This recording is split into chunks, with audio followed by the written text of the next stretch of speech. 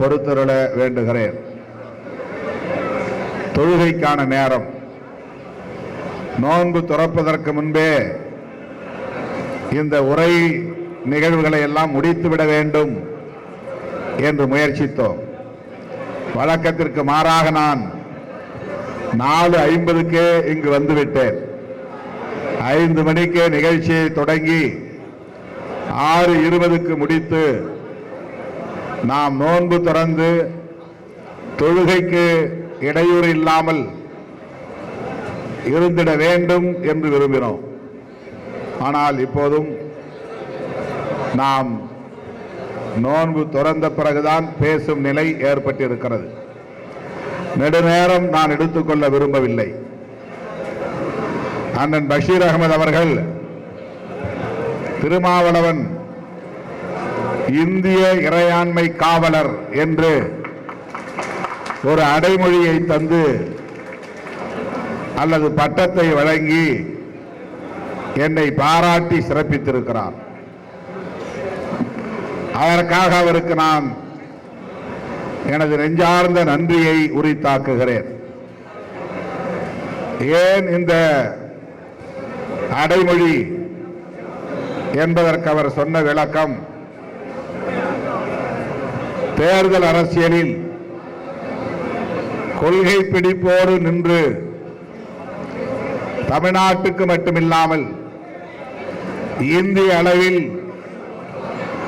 அரசியல் நாகரிகத்தை பாதுகாத்து வருகிறார் திருமாவளவன். ஒரு அரசியலில் குழப்பத்தை ஏற்படுத்தாமல், தள்ளாடும் நிலையை ஏற்படுத்தாமல், தடுமாறும் சூழலை ஏற்படுத்தாமல் ஒரு நிலைத்தன்மையை கட்டி காப்பாற்றக்கூடிய வகையில் அவருடைய அணுகுமுறைகளும் முடிவுகளும் அமைந்திருக்கின்றன. அரசமைப்பு சட்டத்தை பாதுகாக்க வேண்டும் என்கிற ஒற்றை குறிக்கோளோடு ஒவ்வொரு தேர்தலிலும் அவர் பதவியை மட்டும் குறிவைக்காமல் அதிகாரம் என்கிற வேட்கையோடு தெரியாமல் நல்ல நோக்கத்திற்காக இந்த தேசத்தின் இறையாண்மையை பாதுகாக்க வேண்டும் என்பதற்காக தேர்தல் களத்தில் துணிந்து முடிவெடுப்பது பாராட்டுதலுக்குரியது என்று அவருக்குரிய பாணியில் சுருக்கமாக எடுத்து சொன்னார். இந்த இயக்கத்தையும் என்னையும் இந்த கோணத்திலே புரிந்து கொண்டு, சரியாக புரிந்து கொண்டு இந்த பாராட்டை அவர் வழங்கியிருப்பது தனிப்பட்ட முறையிலே அவருடைய பாராட்டு என்றாலும் கூட ஜனநாயக சக்திகளின் பாராட்டாகவே நான் இதை எடுத்துக் கொள்கிறேன், புரிந்து கொள்கிறேன். இஸ்லாமிய சமுதாயத்தின் பாராட்டாகவே இதை நான் ஏற்றுக்கொள்கிறேன். மகிழ்ச்சி அடைகிறேன், நன்றியை தெரிவித்துக் கொள்கிறேன். தமிழ்நாட்டு அரசியலில் இன்றைக்கு ஒரு ஸ்டெபிலிட்டி, குழப்பம் ஏற்படாத நிலை, தடுமாற்றம் ஏற்படாத நிலை, ஊசலாட்டம் ஏற்படாத நிலை நிலவுகிறது என்று சொன்னால் அதற்கு நாம் எடுத்த முடிவு மிக மிக முக்கியமான காரணம் என்பதை யாரும் மறுத்துவிட முடியாது. தமிழ்நாடு பாலிடிக்ஸ் இன்றைக்கு ஸ்டேபிளாக இருக்கிறது, ஒரு நிலைத்தன்மையோடு இருக்கிறது. அதற்கு காரணம் திருமாவளவன் என்று அவர் இங்கே குறிப்பிட்டார். அவருக்குரிய பாணியில் பாராட்டினார், அவருக்குரிய பாணியில். இந்த பாராட்டை நான் மகிழ்ச்சியோடு எடுத்துக் கொள்கிறேன் என்பது ஒருவரம் இருந்தாலும், தமிழ்நாடு அரசியலில் ஒரு நிலைத்தன்மையை பாதுகாத்திருக்கிறோம் என்பதை நான்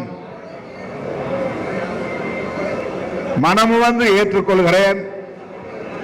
அதற்காக மீண்டும் ஒரு முறை அண்ணன் அவர்களுக்கும் மேடையில் இருக்கிற தலைவர் பெருமக்களுக்கும் என்னுடைய நெஞ்சார்ந்த நன்றியை உரித்தாக்குகிறேன். ஏனென்றால் எத்தனையோ வாய்ப்புகள் இருந்தன.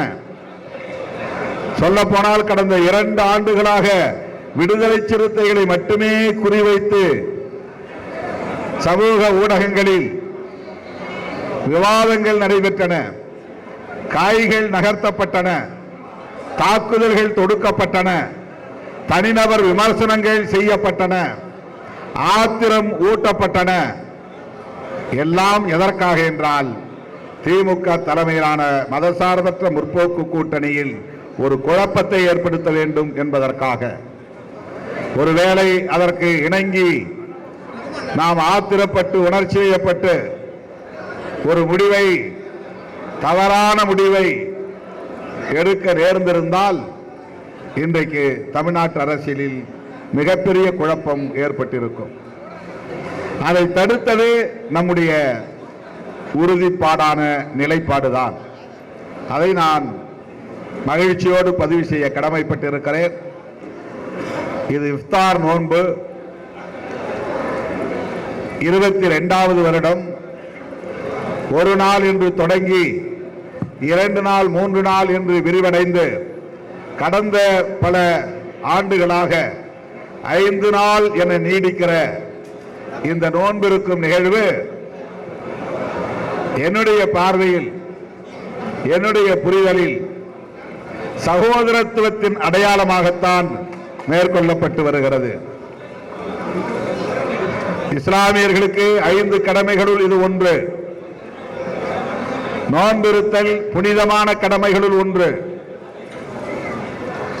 இறைவனின் கட்டளைகளுள் ஒன்று,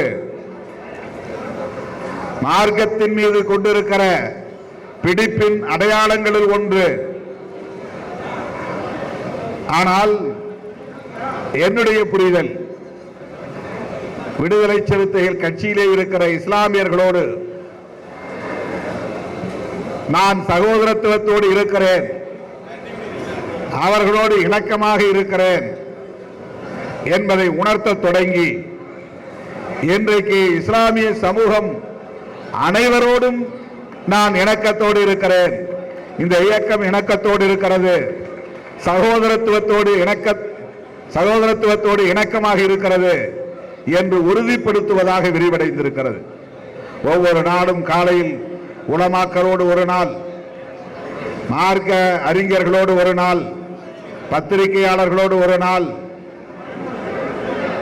அரசியல் அமைப்புகள், சமுதாய அமைப்புகளின் தலைவர்களோடு ஒரு நாள் என்று சகர் உணவிலே அவர்களோடு பங்கேற்பது, ஒவ்வொரு தோழரின் இல்லத்தில் போய் இஃப்தார் நோன்பில் பங்கேற்பது, நோன்பு துறப்பிலே இறுதியாக சமுதாய மக்களை ஒருங்கிணைப்பதற்காக பாராற்றிக் கொண்டிருக்கிற அரசியல் கட்சி தலைவர்கள், அண்ணன் ஜவாஹிருல்லா போன்ற தலைவர்களை அழைத்து அவர்களுக்கு இஃப்தார் விருந்து வழங்கி அவர்களோடு நாங்கள் சில மணி நேரம் இருந்து எங்கள் உறவை மேம்படுத்திக் கொள்கிறோம், நட்பை மேம்படுத்திக் கொள்கிறோம், சமூக நல்லிணக்கத்தை மேம்படுத்திக் கொள்கிறோம், சகோதரத்துவத்தை செழுமைப்படுத்திக் கொள்கிறோம் என்கிற அளவிலே நான் பெரிதும் மகிழ்ச்சி அடைகிறேன், பெருமைப்படுகிறேன். ஈரானில் அதன் உச்ச அதிபர் காமெனி அவர்களை அமெரிக்க ஏகாதிபத்தியமும் இஸ்ரேலிய ஏகாதிபத்தியமும் கூட்டு சதி செய்து படுகொலை செய்திருக்கிறது. அந்த குடும்பத்தை வேரோடு அழித்திருக்கிறது. இன்னொரு நாட்டின் உள் விவகாரங்களில் தலையீடு செய்வது எந்த வகையிலே நியாயம் என்று விளங்கவில்லை. இதை வன்மையாக கண்டிக்க வேண்டிய நாடுகள் வேடிக்கை பார்க்கின்றன. எதிர்ப்பு தெரிவிக்க வேண்டிய நாடுகள் அமைதி காத்து கிடக்கின்றன. ஈரான் மக்கள் ஒன்று கூடி காமெனி கொல்லப்பட்ட பிறகு அந்த தேசத்தின் உச்ச தலைவர் அவருடைய குடும்பத்திலேயே ஒருவரை, அவருடைய மகனையே தேர்வு செய்திருக்கிறார்கள். ட்ரம்ப் அமெரிக்காவில் இருந்து சொல்லுகிறார், நீங்கள் தேர்வு செய்வதை நாங்கள் ஏற்றுக்கொள்ள மாட்டோம்.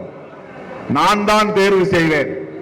இது எவ்வளவு பெரிய தாதாயிசம், எவ்வளவு பெரிய ரவுடித்தனம்.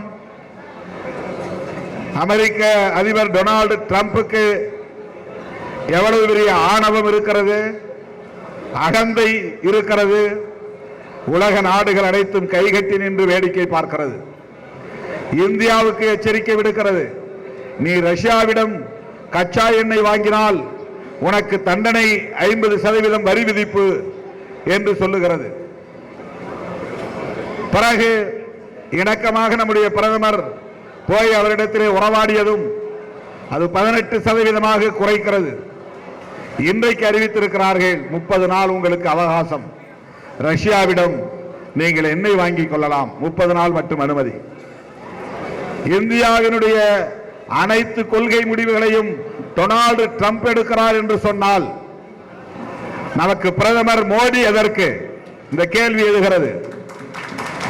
இந்தியாவுக்கும் பாகிஸ்தானுக்கும் இடையிலான யுத்தத்தை நான் தான் நிறுத்தினேன் என்று டொனால்டு டிரம்ப் சொல்லுகிறார்.